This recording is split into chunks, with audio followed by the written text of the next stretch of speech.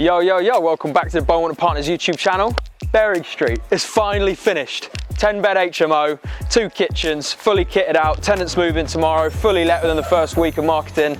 This is possibly our best project so far. I'm gonna walk you through. This place was an absolute dive when we got it. It was just in a really bad condition, and structurally, pretty much everything was wrong with it. We bought it at auction.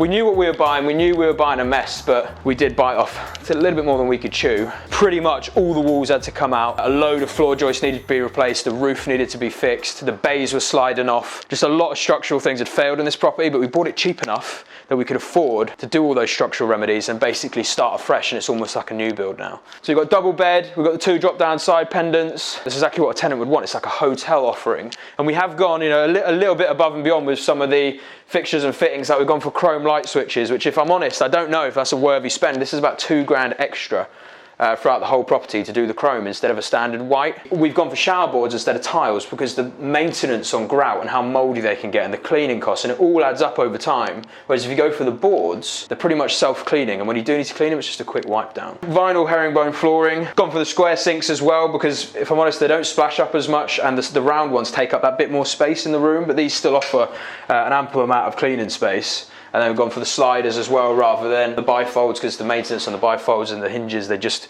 end up wearing away. So that's the sort of finish, and you can see we've got chest of drawers in here, fixed in all of the wardrobes. These are bolted to the wall because what tenants will do is slide this stuff around. You just end up wearing away all the hinges and all the joints in these things, and then they end up breaking over time, and it's expensive to replace these. Desk as well in every room, all your data points underneath, 2 plug sockets. Little chair as well. This is just to provide that service so that people know they've got a working space in their room. But they sink them into the bays, you've still got all this space, and someone can then treat this as a perfect work from home environment. It offers 2 purposes, and you get low void periods. The people that come and stay in here are signing 6 to 12 month tenancies, and they'll keep rolling over and keep rolling over so long as they're enjoying the experience. Vertical doors, the vertical doors are nice, and that's the finish for all of these rooms. There's another double in here as well. Now we'll go upstairs first, and then we'll finish with the downstairs kitchens. So here's the first kitchen. This is for the top 5 tenants in this property because it's a 4-storey building. This is the Howden's kitchen.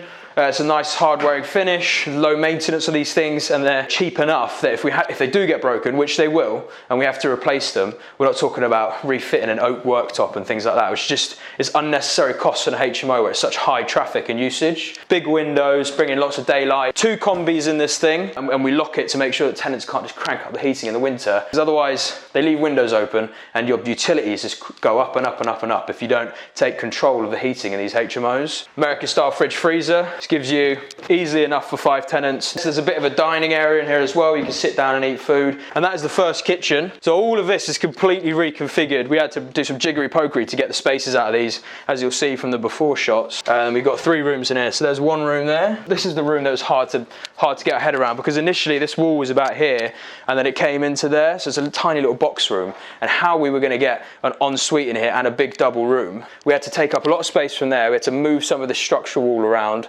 knock out all the studs, push it right back into the circulation corridor to get that maximum space out of it, and it works. This is probably our smallest room, and it's a massive room. And here, another bay room. Like the rooms with the bays, to me, are the best rooms. To get all that daylight in, you get enough space to sink a desk into them, doesn't impede on the room. All the same finish throughout, the herringbone floor, 1200 minimum shower trays. There's another important point. I'd much rather splash out on a bigger shower tray, which is minor different on cost, and save on the maintenance costs of tiled finishes, because at the end of the day, a tenant's going to want all this space more than they're going to want a tiled finish. This is a much better offering, and for that tenant experience as well, to know it stays cleaner for longer. And we've learned from other projects where you do the 800 quadrants, they're just like little box showers. They're just not attractive, and when a tenant's viewing these things to see if they want to sign a tenancy agreement, the showers is one of the biggest things they look at. They look at the size of the room, the furniture you offer, and the size of the showers. So we always make sure, give them enough furniture, a load of storage, this is ample storage, and they can always bring in their own little stack or bedside table as well, and they give them a nice big shower. Why wouldn't you come and spend 500 quid to live in it, all bills included? So that's the 3 rooms on this floor. Then we go upstairs and we've got another 3 rooms. And so what we did here, originally, this landing was about another 1.5 meters that way. We managed to bring out a load of space and eat over the airspace of the stairs to gain the shower unit in this room, allowing us to bring the partition studs all the way into the corridor, meaning we get a much bigger back room there. So a lot of fiddling around with this floor. This is one of the attic rooms. Really nice space, nice double bed, desk, all your data points. Wonderful. This was the last room to let, so it might have just been because it's only a Velux in here, so it's that little bit less attractive, but they get a really nice ensuite in here. And then the other room on this floor, this is probably my favourite room just because you get a nice view out the bays. And that's all the way to the top floor. Now we're going to whiz back down the stairs and go to the lower ground floor. We have to sterilise the main routes of escape to make sure they're an hour rated. So the burn rate is an hour between each room and each communal area onto the corridors to meet fire compliance. And then you can see we've got another 2 big rooms here, just a quick run through. We had so many problems with this lower ground floor. The whole thing was flooded. The Victoria clay drains that are underneath these things failed all the way to the back, and there's a big crack pretty much the whole way down. So they all had to be channeled up. Just everything went wrong with this building. But look at the finish. The transformation is mental. Another big shower in here. This could be a dual occupant room as well. Another good one in there as well. And then in here is our little communal space. Didn't need to put a window in this in the end because we just swapped the door for a panelled glass door. We had to tank this wall out because it keeps leaking from the neighbours. It's a small space, but it's enough to be able to sit down, for a couple of people to sit down and watch some TV. These spaces hardly get used because tenants sort of become hermits in HMOs by nature. Like everyone wants to sort of stay in their own room. They've got their own desk, their own laptop, and hardly anyone really watches a TV together. But at least the space is here as an offering. Rather than trying to cram another bedroom in, it was just better to do this instead. And now we come to my favourite part of the property. And you can see in these vertical doors, we've put in the fire rated glass panel. It just allows a bit more transparency between communal spaces and people can see through it. Allows a bit more daylight to run through. Utility space here, 2 washer dryers, condenser dryers. And now this is my favourite room. We got to give a bit of a rustic look and keep the exposed brick, and then gone for the pendant piece at the top.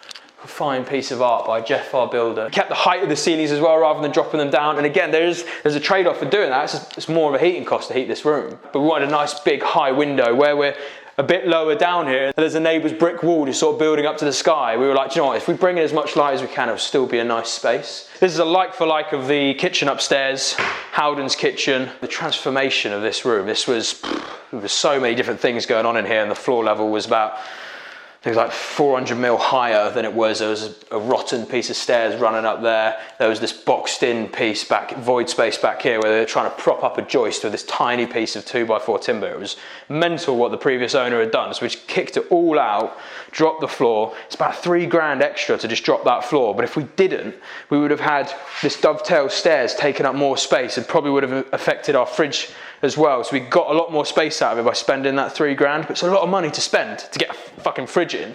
But it means that we get a much nicer kitchen for it. Whereas you get about another 2 square meters in here. That means you don't have to pinch space from somewhere else. In hindsight, maybe we could have been a bit smarter on the costs, but we're doing these for the long term. These are rental properties, and we want tenants to have the best experience possible because it means we get the lowest void rates and the best rents. And I think we've achieved that with these kitchens. These will be unique. Not many other landlords are going to be providing this sort of quality of kitchen. We try and always think about all these things. How can we make sure we're efficient on costs, but effective on the end result to make sure we're getting the best rents, the lowest void periods, and the best return on our money. And that's the whole building, that's it. This is the 10-bed HMO, all en suite, 2 kitchens in South Shields. We're right next to the beach, right next to the high street, fully let in the first week of marketing. This is exactly what we wanted from this project. It's been a nightmare to get it here, and it always is. The developments are always an issue.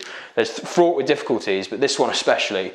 Jeff says it's the worst project he's ever done. We spent quite a bit more than we initially planned, but we're also getting much better rents, and we're hoping for a valuation in and around the 420, 450 mark. If we do that, all the money comes back out. If you're an investor and you're interested in adding HMOs to your portfolio, we now offer a fully sourced and managed service where it's hands off for an investor. You invest, we go find the properties, we manage the whole process, and we'll even manage the rentals at the end. We take a fee for the service, and you own the asset 100% and the income stream. HMOs are becoming a real hot topic in the marketplace right now because they yield very good returns, and they're a good answer to the cost of living crisis and a hedge against inflation, which is now around, CPI is around 10%.